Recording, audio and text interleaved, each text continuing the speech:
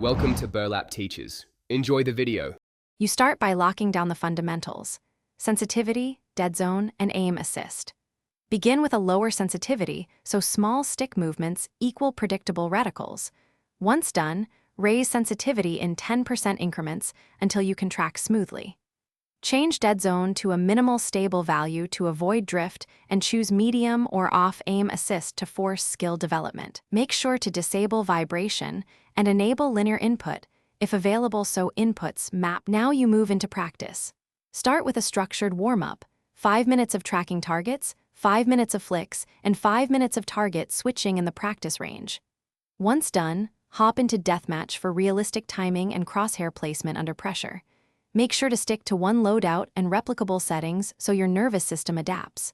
Track progress in short sessions and gradually increase intensity. Consistency beats marathon sessions and prevents bad habits from forming. Finish by building consistency through repetition and measured adjustments. Each week, make only slight sensitivity changes and focus on one skill, tracking or flicks, so you can measure improvement. If your aim still feels off, test your controller for stick drift, swap to a wired connection, and reset in-game settings to defaults before retuning. Hardware or input lag often masquerades as poor aim. Above all, keep sessions short and focused so you retain learned mechanics and avoid fatigue-induced regressions.